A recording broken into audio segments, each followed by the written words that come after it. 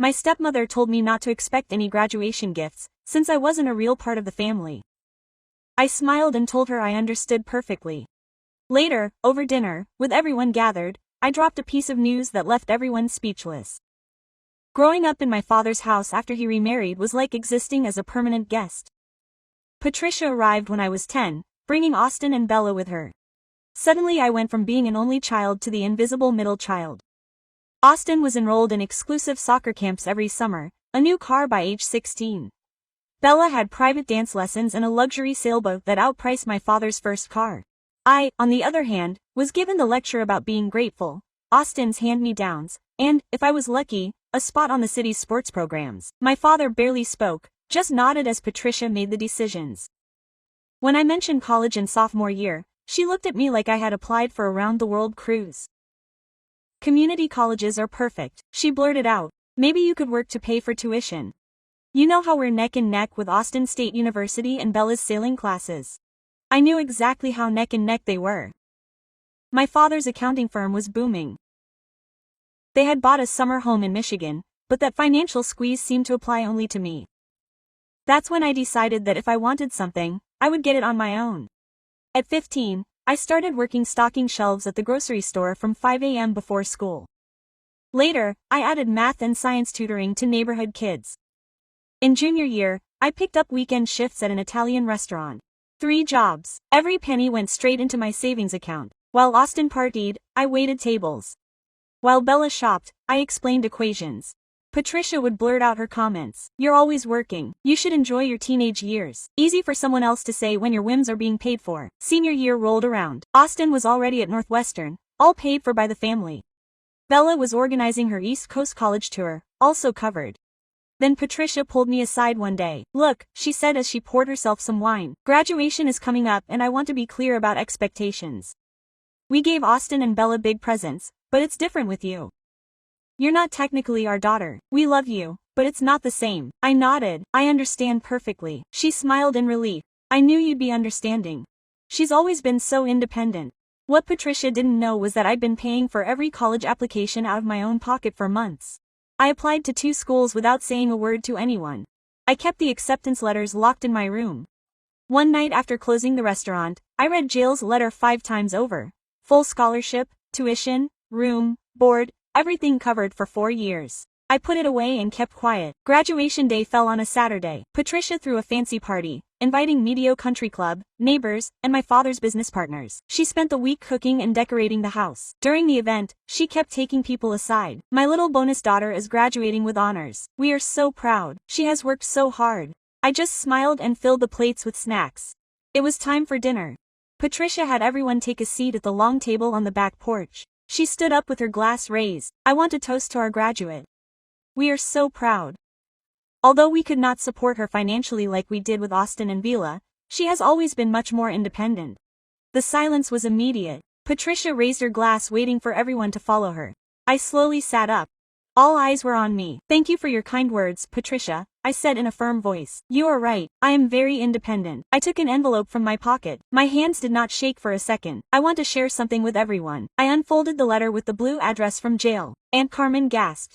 Mr. Whitmore, my father's partner, leaned forward. I got accepted into jail with full scholarship, tuition, housing, food, all paid for 4 years. Patricia dropped her glass. The red wine stained the white tablecloth like an open wound. No one moved to clean it up. It's unbelievable, Mrs. Chen stammered. Jail? How did we not know about it sooner? Because I didn't tell anyone, I answered, staring at Patricia.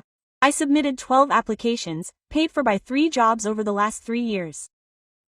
I wrote my essays at 2 a.m. after closing the restaurant.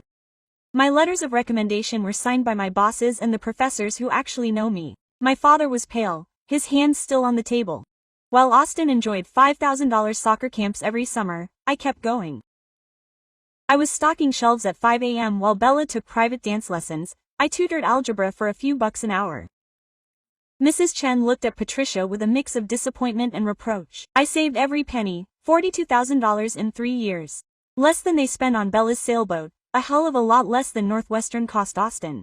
Mr. Whitmore rasped uncomfortably. Everyone knew how much Northwestern was worth and who had paid for it. But no matter, I continued, because I learned something that money can't buy, that I can do it on my own, that I don't need to be given anything, that my worth does not depend on someone deciding to invest in me. Patricia finally spoke. This is a show. You're embarrassing us in front of everyone. No, I replied calmly. I'm sharing my accomplishment. Isn't that what you do at graduation parties? Celebrate. Austin came in from the kitchen with a beer. What did I miss? Your sister went to jail on a full scholarship, Mr. Widmore informed her. Austin blinked. Jail? Seriously? Why are you so surprised? Aunt Carmen cut in. She always gets straight A's. I've seen her with books since she was little. Unlike, she didn't finish, but we all understood. Bella came down at that moment, her phone in her hand. Why is everyone speechless? Because your sister is a genius, Austin said with a forced laugh. Jail? Who would have thought? Many would have, Mrs. Chen replied. Anyone who's been paying attention. I always see her leave early, come back late, work, study. She's clearly brilliant. Patricia stood up abruptly. I think it's time for dessert. Sit down, Patricia, my father ordered. Her voice was low, but sharp. I hadn't heard her like that in years. Let me finish. She looked at me. Her eyes were red. Anything else you want to say? I had years of things bottled up,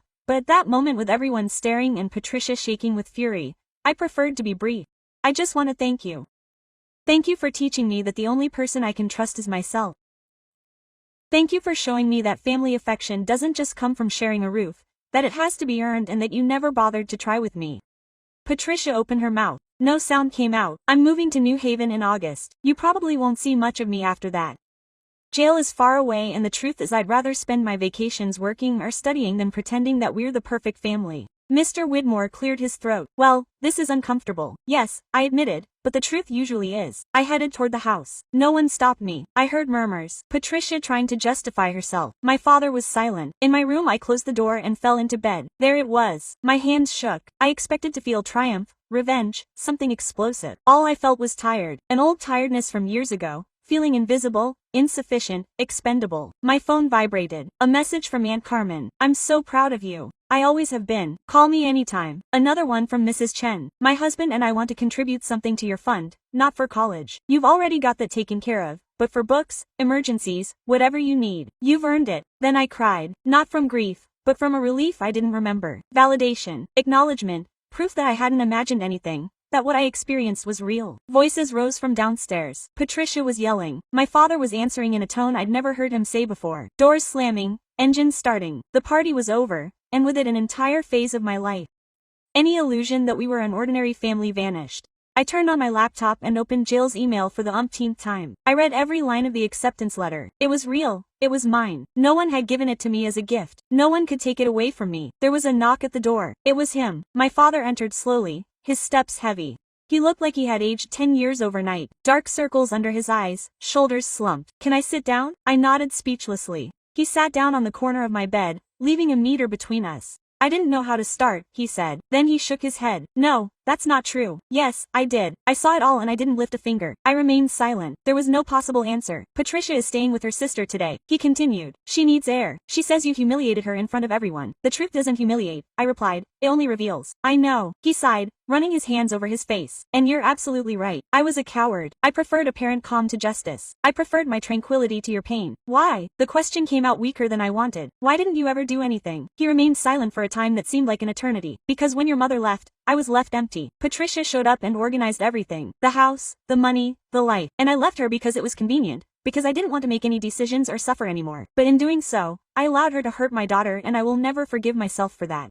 The words were honest, but they came 8 years late. I don't know what you expect me to say, I murmured. I don't expect you to say anything. I just want you to know that I'm truly sorry. And if you'll let me, I'll try to make amends even a little bit. I know I can't erase 8 years, but maybe I can start now. How? By actually being there, standing up for myself for the first time, telling Patricia that what she did was wrong, and teaching Austin and Bella that you can't treat someone like they don't exist just because they're not your blood. I wanted to believe her. A part of me wanted to, so badly. But I had learned to shield myself. Actions, I said finally, not promises. If you really want to change something, I'll have to see it with my own eyes. She nodded slowly. I get it. I'll start today. She stood up, walked to the door, and paused. Jalel is incredible, daughter. Your mother would be over the moon with pride. I am. I know my words carry little weight now, but they do. When she left, I stared at the ceiling. Tomorrow I would have to face Patricia, Austin, Bella, and the entire family who already knew the truth. But that night, for the first time in years, I felt like I could actually breathe. I woke up to the echo of loud voices downstairs. I checked my phone.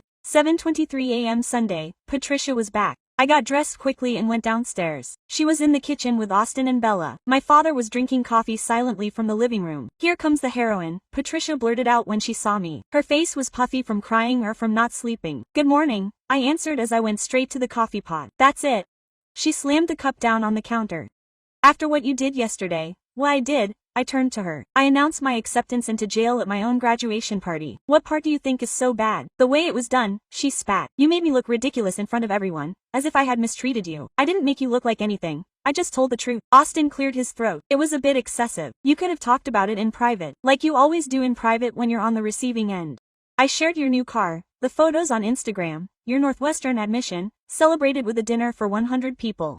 Bella stared at her phone and didn't say a word. "It's different," Patricia insisted. "They're my children. And what am I?" I cut her off. "Say it already." She fell. My father came into the kitchen. "Enough," he said in a voice that brooked no reply. "Patricia, you and I are talking privately now. There's nothing to talk about. This girl wants to destroy the family." "No," he replied. "You've been doing it for years, and I let you." Patricia looked at him as if he had slapped her. "What are you talking about?" "You know exactly what I'm talking about. The different treatment, the money, everything. She's not my daughter," he finally blurted out. "Austin and Vel, like that. It makes sense that I care more about them. It makes sense," I repeated. "It makes sense to make myself invisible in my own home. It makes sense to spend $300,000 on your children and zero on me." Bella's head snapped up. $300,000. Your bedroom at Suite 6 cost $42,000. I continued. 5 years of dance classes, $80,000 more. The course at Parsons, $70,000 a year. Get out your calculator. "I didn't ask for any of that," Vila murmured. "I know, but you accepted it without asking, without working for it, many times without even thanking me." Austin stood up. "I'm not staying to listen to this. We're leaving, Mom." Patricia looked from her son to my father, waiting for him to choose as usual. "Stay," my father said. "Does this end today, or what?" He crossed his arms. "Are you going to kick me out?" The silence was so heavy it hurt. My father took a while to respond. "Divorce if necessary," she said finally. "Yes." Austin let out an incredulous laugh. "Seriously? Are you leaving Mom for her?" "I'm leaving your mother because for 8 years she allowed my daughter to feel like she was the only one in her house. Because she spent my money as if only you existed. Because she manipulated me into silence while she destroyed the self-esteem of a 10-year-old girl." "It wasn't that big of a deal," Bella said quietly. "You had shelter, food, clothes, used sports uniforms, shoes that were too tight," I replied. "Never anything new, never anything that was mine alone." "That's a lie," Patricia protested. "We bought you things. Give me one example from the last 3 years. She opened her mouth, closed it. She couldn't find any. "Exactly. The last gift was a sweater with a stain on it for my 14th birthday from the discount store." Quote. My father ran his hand over his face. "Oh my God, how did I not see it?" "You saw it," I said. "You just chose to look the other way." Quote. Those words stung. I saw him flinch. "You're right," they both finally admitted. "Patricia, you treated my daughter like a second-class citizen and I let you. We're both to blame." "I don't apologize for taking care of my children," she said stubbornly. "No one's asking you to do that. I'm asking you to acknowledge that you hurt me, that your actions had consequences, that I wasn't independent by choice. You made me do it because you gave me no choice. When you're 10, you don't get to choose," I added. "When the only mother you have left decides you're not worth it." Bella began to cry silently. Austin hugged her, but he looked at me differently. "Guilt? Understanding? What do you want?" Quote. "Exactly," Patricia asked finally. "Money, a public apology. What would make you smile again?" "Nothing you can give me now. It's too late." "So, all you wanted to do was drag me down, make me look like the monster." "I wanted the truth to come out, for you to understand that actions carry weight, that you can't treat someone like garbage for 8 years and expect them to magically forget about it." My father stepped closer. "Tell me, what do you need from me to start fixing this?" "Therapy," I answered without hesitation. "For you, for all of us. If Patricia wants to come, great. There's too much damage that has accumulated to be fixed with a talk." "Okay," she agreed. "And I want you to pay me the same amount you gave Austin for Northwestern. Not because I need the money. Jail is already covered. But because I need you to admit out loud and with facts that you treated me differently and that it was wrong." Patricia stifled a groan. "That's $300,000. $300,000 exactly. 4 years to go. $75,000. That's blackmail, not justice. If you're not willing, it will be clear that you'll never change and that you'll always see me as less than your children." My father nodded slowly. "I will. I'll transfer the money to you this week." "What?" Patricia shouted. "You can't decide that like this. It's my company, my money, my decision. And if you don't like it, you can stay with your sister longer." Austin stood up abruptly. "This is crazy. Let's go, Mom." But Patricia didn't move. She looked at my father as if she were seeing him for the first time, calculating. "Okay," she said at last. "Therapy. We'll talk to a professional. But I'm not going to confess that I was a monster because I wasn't. I only protected my children. At the cost of destroying another," I replied. that's exactly what you did. I went upstairs. I needed to get out of that house, to breathe air that didn't smell like years of resentment. Where are you going? My father asked. To work. I have an appointment at 10. It's Sunday. You just graduated. Rest is a luxury, and I don't have luxuries. I left him there, standing in the middle of his broken family. For the first time in years, I didn't feel the urge to fix what was broken. It wasn't my job to rescue them. I just had to rescue myself. 3 months later, I packed my entire existence into 4 boxes. Everything I needed fit in the trunk of my old car. Patricia didn't even come down to say goodbye. Austin was hanging out at the beach with his friends, and only Bella showed up in the garage. So you're leaving, he mumbled, hands in his pockets. Yeah, you'll be back for Christmas. I don't know. I closed the trunk. It depends on a lot of things, on whether anything really changes there, whether therapy is helpful, whether I ever feel welcome. Quote, Bella nodded slowly. I'm so sorry I didn't realize it sooner, for keeping quiet. You were a kid, it wasn't your job. I'm 17. I knew something was wrong. It just made it easier to look the other way. It was the first time anyone besides my dad had acknowledged even a tiny bit of guilt. It didn't solve anything, but it was a start. Thanks for saying it. Dad left the house with an envelope. I know you don't need it, but it puts me at ease. I took it without opening it. She knows you're giving it to me. Yeah, and it didn't bother her? Or does she say it doesn't bother her? Is there a difference? I guess not. Quote, he scratched the back of his neck uncomfortably. We've started therapy. The first appointment is Tuesday. The psychologist says it's going to be a long time. At least they're trying. Will you come to a family session when you get back? The doctor spoke. About that. Maybe if I see that it actually helps. We were quiet for a while. Neither of us knew how to act. How to be father and daughter without all that resentment built up over the years. Drive carefully, he said finally. Let me know when you get there. Sure. The drive to New Haven took 6 hours. I put on podcasts about college, how to survive the first year, techniques for managing stress. I didn't think once about the house I was leaving behind. My room was tiny, on the 4th floor, with no elevator. My roommate's name was Sophie. She was from California. She talked at 1,000 miles an hour, and her room was like a jungle. You brought very little, he said as I unpacked. I don't need much. I didn't know what to choose, so I brought everything, he said, laughing and pointing to his 6 enormous suitcases. My mother says I'm a compulsive hoarder. I didn't know what to say. That relaxed relationship she had with her mother was completely alien to me. The first few weeks I was kept very busy. Orientation, registration, walking around campus. Jail was huge compared to my high school. I got lost 3 times the first day just to get to the dining hall. I sat alone. I was used to it. Suddenly Sophie appeared with a group. Come, sit with us. It wasn't an invitation, it was a friendly order. She dragged me to her table. I met James, a political science major, Maria, a future doctor, and Chen, who had already mastered 7 programming languages. They were brilliant and talked about their families as if it were the most normal thing in the world. Proud parents, envious siblings, excited grandparents. I listened more than I talked. Quote, and you? How did your family handle it when you got accepted? Maria asked me after telling me about the madness of her 5 siblings. Well, they were happy. I lied. Sophie looked at me as if she knew there was more, but she didn't insist. Classes started. I buried myself in books as usual. I studied until 2 or 3 in the morning. I signed up for all the extra projects. I looked for tutoring and library jobs. You're going to burn out, Sophie warned me one night when she saw me still awake at 3. I'm fine. No, you're not. No one needs to study that much the first week. I have to keep the scholarship. Your scholarship is based on financial need, not grades. I already looked it up. I fell silent. She was right, but I couldn't explain to her that working like crazy was the only thing that had kept me afloat all these years. In October, I met Professor Marcus Chen, no relation to my friend Chen. He taught developmental psychology at 8 in the morning, and I always arrived 15 minutes early. One day I stayed after class with a question about the reading. We ended up chatting for an entire hour. You have a very interesting take on family dynamics, she said. Had you studied this before? No, just my own experience. Ah, she nodded as if she understood much more than one was letting on. If you ever want to talk, my office is open, not just for classes. It was weird. A professor offering to listen without trying to fix anything. Thank you. Are you in therapy? He asked suddenly. The question caught me off guard. Should you look into campus counseling services? They're free and confidential. I'll think about it. I didn't think about it until one November night when Sophie found me crying in the hallway bathroom. It was my mother's birthday. She would have been 42. What happened? She sat on the floor with me. Nothing, just a bad day. Liar. She said it without reproach, as if stating a fact. You've had a lot of bad days. And there on the bathroom floor, I told her everything. Patricia Austin, beautiful, my father, the 8 years of feeling invisible. Sophie listened without interrupting once. When I finished, all she said was, yeah, and you've never talked to a therapist about this. You don't have to do it all at once. The next day, I made an appointment at the counseling center. My therapist was Dr. Sarah Lynn, about 50 years old and with an office full of plants like Sophie's.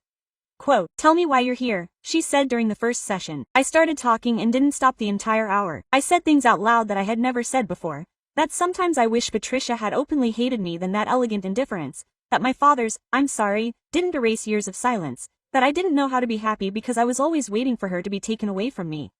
Quote, "You've been in survival mode for 8 years, the doctor said. Now it's time to learn how to live. I don't know how to do that. I know. That's why we're here." The sessions became weekly. She taught me how to set boundaries, how to say no, how to spot manipulation, how not to feel guilty about taking care of myself. My father called every week. The conversations were short and awkward. She told me how therapy was going, how Patricia was working on herself, how Austin finally had a job, how Bella was applying to colleges. "Are you coming for Thanksgiving?" she asked in November. "Christmas? I don't know yet." I heard her disappointment in the silence. "I understand. I'm really trying. The therapist says you need space. Don't pressure me. I miss you," she blurted out. The words almost broke me in two because I missed him too. The father I had before Mom died, before Patricia, before everything went wrong. Me too, I admitted, finally, but missing isn't enough. I know. For Thanksgiving, Sophie took me to California. Her mother cooked for a regiment. Her father told terrible jokes. Her little brothers fought over who was in charge. It was a noisy chaos, and as I watched them, I realized that I had lost not just love, but that ease, that security of belonging without having to earn it every day. "Your family is amazing," I told Sophie that night. "They're annoying and they make a lot of noise, but they're yours and they love you. That's what counts." Sophie looked at me with something akin to pity. "Will you ever have that?" "Maybe not with the family I was given, but I will find it." I wanted to believe her. That night, before I went to sleep, I wrote in my journal what Dr. Lin had asked me to have. I deserve unconditional love. I deserve to be seen. I deserve to belong. The words sounded false on paper, but she said that one day I would believe them. I just had to keep writing them. 3 years flew by. I became Professor Chen's research assistant. My grades put me in the top 5% of my class. I got a summer internship at Goldman Sachs that paid more than anything I had made in high school. Sophie and I moved into an off-campus apartment in our junior year, small, but ours. Maria lived above Chen, 2 blocks away. Quote, "We've created our own family," Sophie said one night as we cooked. She was right. These were my friends, my people, the ones who really knew me and had decided to stay. Dad kept calling. The conversations lost their tension over time. He told me about his progress in therapy, how he finally understood that his silence had been just as damaging as what Patricia did. "The therapist says I was a bystander and that makes me an accomplice." "Yes," I answered. "You were. I know now. I wish I'd understood sooner." Patricia never called. She just sent cold messages every now and then. "I hope you're okay. Happy birthday." I never answered. In March of my junior year, the phone rang. She was beautiful. Quote, "Hello," she said, her voice shaking. "I know you probably don't want to talk to me. What do you need?" "Nothing. I just wanted to tell you that I got accepted to Parsons, Fit, and 2 others. Dad says I can pick whichever one I want. He'll pay for it," but he stopped. "I feel guilty because you never had that chance." I didn't know what to say to that. Mom insists that just accept it, that it's not my fault. How did he treat you? And he's right, I guess, but it still hurts. "What do you want me to tell you, Bella?" "I don't know. Maybe that it's okay that I can take his money without feeling terrible. I can't give you that because it doesn't seem fair. It feels unequal, but that doesn't mean you have to turn him down. It just means you have to admit that you had privileges that others never had."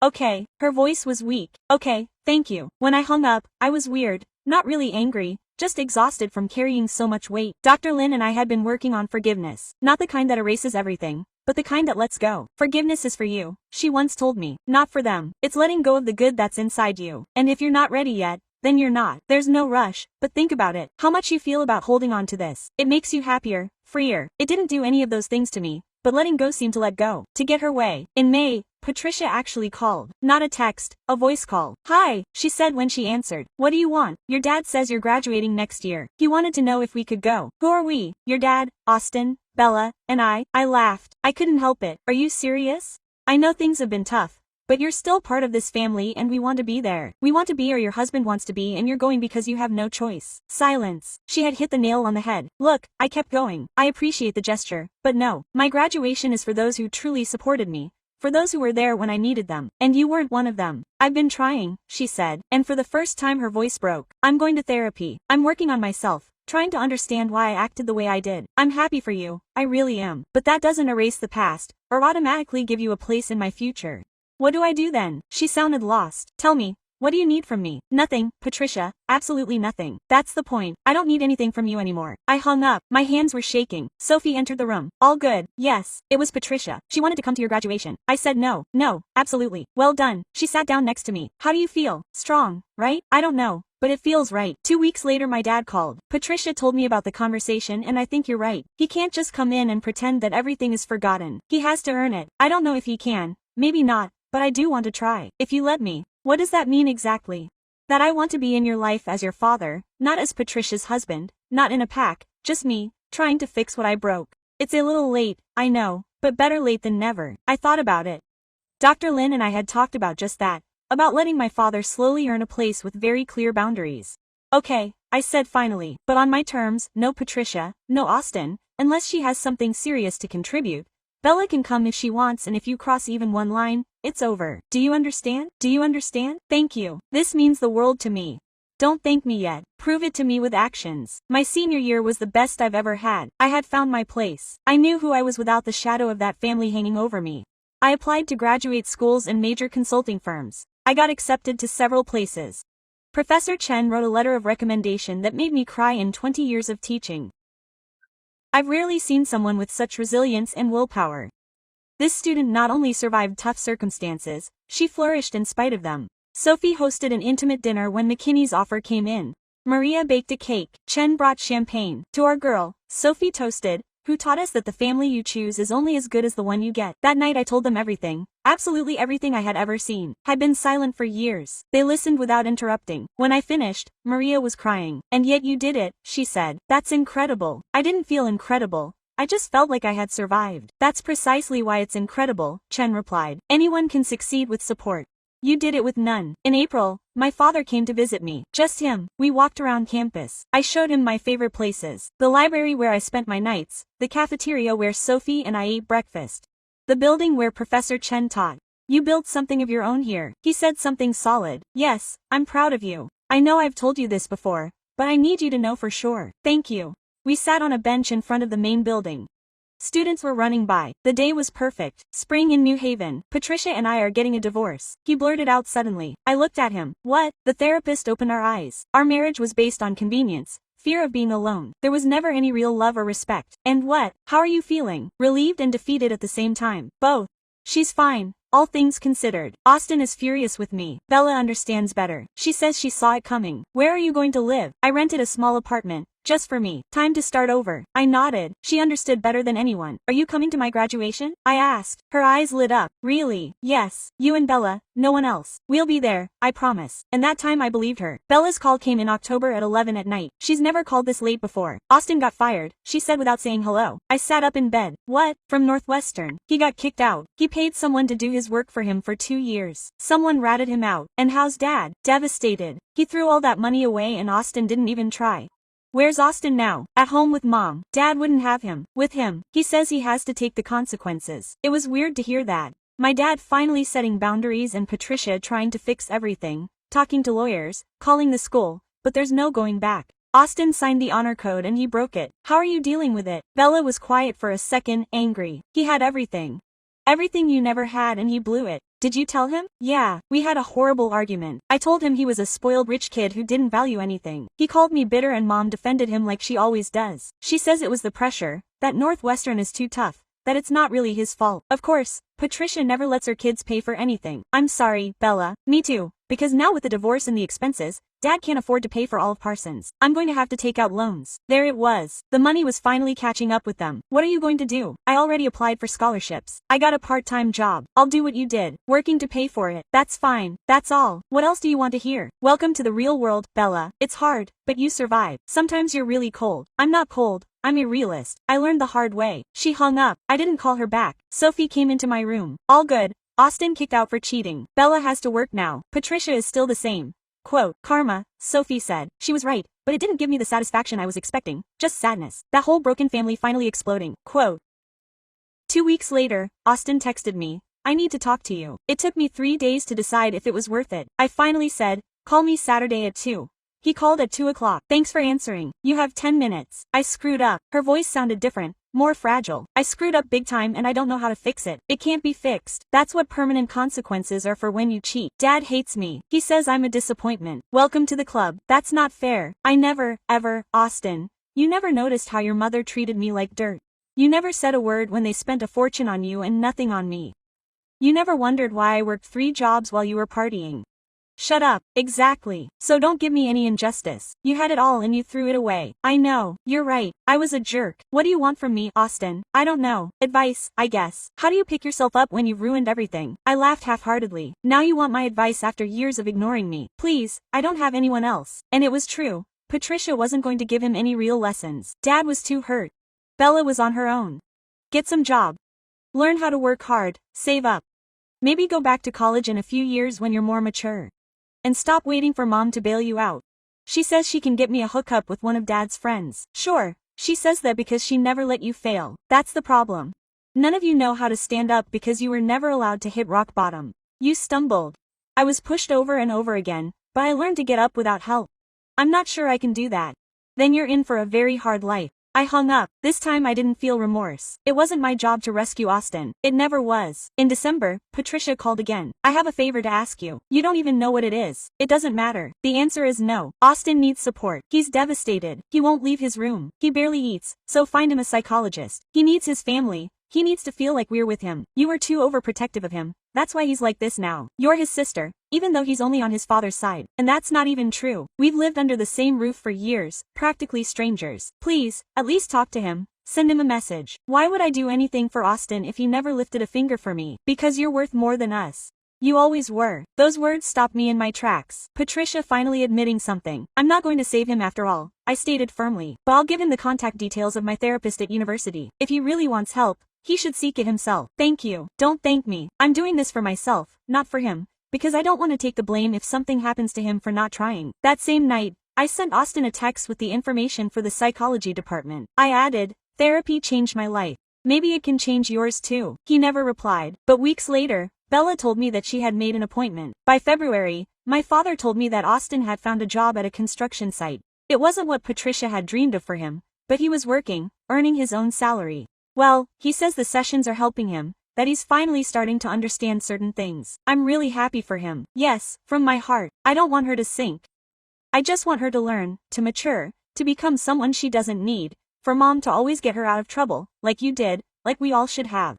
My graduation was coming up. Sophie, Maria, and Chen already had their gowns. We practiced walking in those impossible shoes. We were laughing our heads off when we saw each other in our mortarboards. Your parents are coming, right? Maria asked. My father and Bella. And your stepmother? No, she better not deserve to see you shine. She was right. Patricia didn't deserve to be there.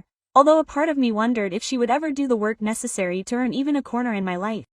For now the answer was no, and I felt at peace with that. The week before the ceremony, a package arrived. It came from Patricia. Inside was a letter. I don't expect you to forgive me. I don't expect you to let me into your life. I just want you to know that now I see what I did. I see the hurt I caused you. How did I let my fears and hang-ups dictate how I treated you? There's no excuse, just explanations that no longer hold water. I'm proud of you. I should have always been, but I was too busy protecting myself to realize it. Congratulations on your degree. You deserve every triumph, Patricia. I read the letter 3 times and put it in a drawer. I wasn't prepared to respond. Maybe I never would be, but for the first time, I felt like I could put all this behind me for good. Graduation day dawned bright. Sophie woke me up at 6 with coffee and pancakes. Last breakfast as students, she said, laughing. Maria and Chen arrived an hour later. We took pictures on the floor, laughing at how absurd we looked in our gowns. I can't believe it. We did it, Maria said. 4 years. The best 4 years, Chen added. And she was right. They had been the best, not just because of Jal, although that was incredible, but because of the people, because of finding my real family. The ceremony started at 10. We arrived early. The campus was buzzing with gowns and excited families. I saw parents crying, siblings screaming, grandparents snapping photos non-stop. My dad and Bella showed up together. He had flowers, she had the camera. You're here, I said when I saw them. Quote, of course I made it. I wouldn't have missed it for the world. My father hugged me tightly, for a long time. Really, Bella waited her turn. You look beautiful, Mom. She would be so proud. He was referring to my birth mother, not Patricia. That meant the world. Thank you for coming. Thank you for inviting me. Sophia arrived with her parents. These are your parents. Finally, my father shook hands with Sophie's father. Thank you for taking care of my daughter all these years. She took care of us as much as we took care of her, he replied. She's an extraordinary girl. During the ceremony, I was sitting with my friends. When my name was called, I went up on stage with my head held high. Summa cum laude, special mention in my career. Award for the best research. I heard my father scream, Bella applaud. Sophie and her family go crazy. Professor Chen was standing there smiling. I took the diploma and looked at the audience. These were my people, the family that I chose and that chose me. Then we took pictures, hundreds of pictures, with my friends, with my father and Bella, with Professor Chen, who demanded to be in at least one.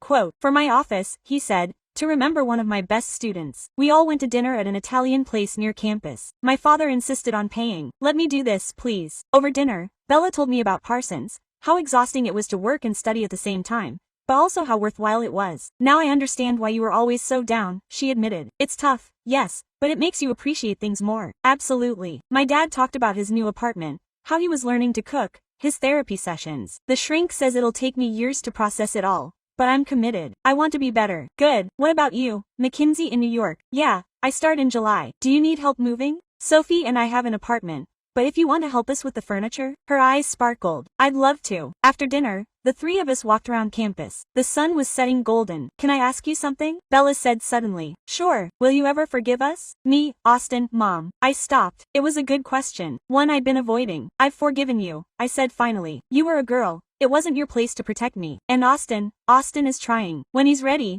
maybe we can talk. Start over. But it'll take time and Mommy Patricia is harder. The hurt was real and conscious. I don't know if we'll ever be in a relationship, but I'm learning to let go of resentment. Not for her, for me. Bella nodded. Fair enough. What about you, Dad? I turned to him. Have you forgiven me? I think so. You're trying. You're different now. That counts. But it doesn't erase what happened. No, it never will. But we can build something new if we both want to. I want it more than anything. So let's keep trying, day by day. That night at the apartment, Sophie and I finished packing. Nervous about New York, a little, but mostly excited. You're going to rock. You know that, right? I know. I finally know. My phone vibrated. Text from an unknown number. I opened it. It's Austin. I know you don't want to talk to me, but I wanted to congratulate you. I saw the photos you uploaded. Watch. You seem happy. Really happy. I'm happy for you and I'm sorry for everything. I'm sorry I was a blind idiot for so many years. I'm working on being better. Someday, if you want. I'd like to try to be your real brother. No pressure. Only if you want. Congratulations again. I read the message 3 times. Then I wrote, thank you. I'm glad you're working on yourself. Quote, maybe someday we can have coffee when we're both ready. She replied instantly. I'd love to. Sophie saw me smile. Good news. Something like that. Just progress. The next morning I woke up early. It was my last official day in New Haven. I took one last walk around campus. I stopped by the library, the cafeteria, Professor Chen's building. Jail had given me so much more than a career. It had given me the opportunity to discover myself, to heal myself, to build a life that suited me. The phone rang. It was Dr. L. I wanted to say a proper goodbye and remind you of something important. Tell me. You've done an incredible job these last 4 years. You arrived broken and you're leaving whole. That's no small feat. I didn't do it alone. No, but you chose to heal. No one could choose that for you. I'm so proud. Thank you for everything. I'll be here if you ever need to talk, even if it's from New York. I hung up and sat down on a bench. I took Patricia's letter out of my bag. I'd carried it with me since she arrived. I read it again. Time. Then I opened my phone and typed, Patricia, I got your letter. I'm not ready for a relationship. I may never be, but I appreciate that you're working on yourself. I hope you find peace, because I am finding peace too. I hit send before I regretted it. Her reply came within minutes. Thank you. This is more than I deserve. I'm glad you found peace. You always did. I put my phone away. It wasn't forgiveness or reconciliation, but it was closure. It was letting go. Sophie met me at the bank. Ready to go? Yes, ready. We walked together to the apartment. New York awaited us. New job, new life, new future. That afternoon, as we loaded the last car, my father showed up with coffees for everyone for the trip. He said, thank you. In 2 weeks I'll be helping with the furniture. Perfect.